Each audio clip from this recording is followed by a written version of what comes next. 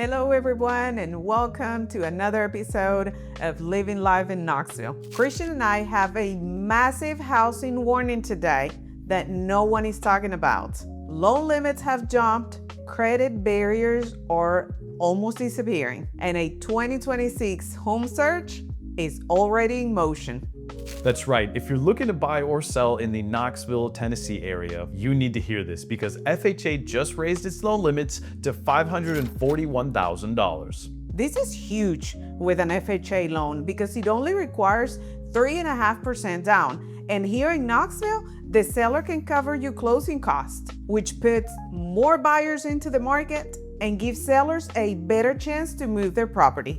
Closing costs are what you owe upfront at the end of the loan. Things like title expenses, lender fees, origination fees, and any of those other types of things. So getting the seller to pay that helps you get into a home for a significantly less amount of money. Now, I want to clarify something there to first-time home buyers, especially when they say the house is $300,000 and we're going to ask for $10,000 in closing costs, and they think that they're getting the property for about $290,000, and that's not the case. Like Christian explained, the closing cost is the amount that goes up front to get that loan. So you're still getting the house for $300,000, but you're getting your upfront fees covered by the seller. Now, there's this weird stigma that, especially during COVID, a lot of sellers had that they said, oh, I won't accept an FHA loan to buy my house, XYZ. Quite simply, that is one of the silliest things I've ever heard in my life, to be as PG as I possibly can, because there's no difference between an FHA loan, a conventional loan, a USDA loan when it comes to the ability to get approved. Now, what do I mean by this? Of course, there are different qualification terms, there are different rate terms and things like that, but as far as an approval, everybody gets approved the same way. So let me talk to you sellers right now. When it comes to selling your home, whenever you say, I do not want an FHA, all you're doing is limiting your buyer pool and limiting your profit at the end of the day, because an FHA approval is just as good, in my humble opinion, as a 4-year lender, as any other type of approval when it comes to buying a home. Now let's talk about the catch, if we can say, or the downfall of an FHA loan, which is that you will have for the life of the loan a PMI, private mortgage insurance. And that amount depends on the amount of the loan, but it's something that the lender will get paid no matter what, even if some will say with a conventional, you can, as soon as you reach your 78% loan to value, you can call them and they'll remove that amount. It doesn't happen with an FHA, it stays for the life of the loan. We're also seeing the fact that a lot of houses have really been penned up, right? They haven't been selling for the past 2 years, considering rates have basically doubled in that time frame. But if we look at the statistics now, we're looking that mortgage applications are already up by about 31%. And let's remember that there is a big political shift coming. The current Federal Reserve Chairman's term ends in May of 2026. It is expected that the new appointee will want to lower the rates, which is going to fuel the 2026 surge even more. But here is the secret sauce for 2026.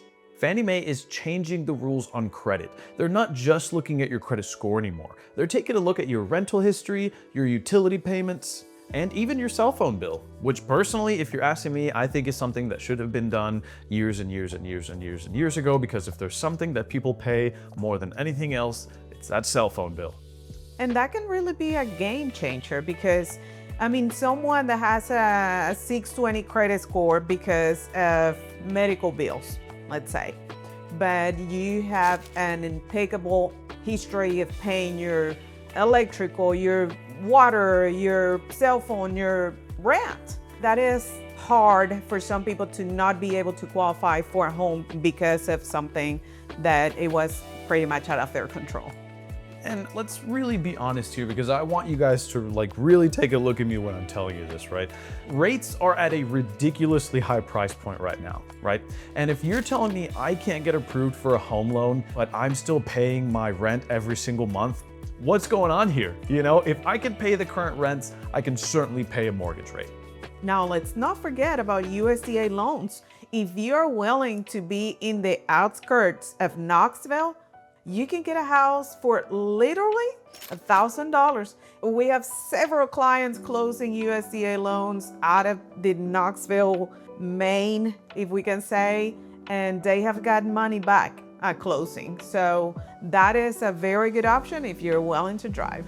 And don't forget, USDA is a great starter loan because really you only need money for the appraisal and some of the inspections. And then if you have a really good real estate agent, the seller can pay the rest of your closing costs. And truly, we're seeing a lot of sellers do this and a lot of buyers asking for this type of stuff because of the current rate situation we're in, the current market that we're in, but also the fact that the average first-time home buyer is around 40 years old. And it is tough, really, when you have credit card debt, car payments, but buying a home is a forced saving account for your future. I have a client who got their home in 2022, so we're talking about 4 years ago, bought it at 383, and then we ran comps to sell it this year, and it's around 525 right now. So there you go. You got almost, what, $150,000 in 4 years. So divide that by 4 years and how much money you saved if you bought a home 4 years ago. Now, keep that in mind that 2022 was a pretty insane market, to be honest. So generally, a 4-year period won't be $150,000. Right. I think genuinely you'd probably be looking at 30 or 40. But hey, an extra $10,000 a year is an extra $10,000 a year.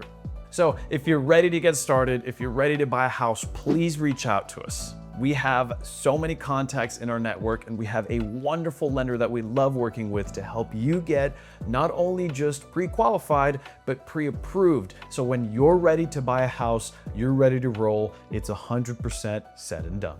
And you won't have to worry about these stressful if, ands, or buts about buying a house. With us, you're gonna have the correct negotiations. With our lending partners, you're gonna have the correct approvals, and we'll get you to that closing table as quickly, as soon, and as stress-free as possible. And so many people don't know how a real estate transaction goes and how the house buying process goes, but it is about 10 to 15 people behind the scenes. So you see the real estate agent showing you the home, doing your tours and all of that, but nobody else sees what goes behind the curtain. It's the lender, it's the inspection, it's the title company, it's the underwriting. I mean, so many things happen, and if you don't have the right team on your side, you're gonna be failing, and that's the reason many people fears about buying a home, because they don't know. And if you don't know, you are stressed out, you are anxious. So if you do have the right people behind you, your process will go smooth.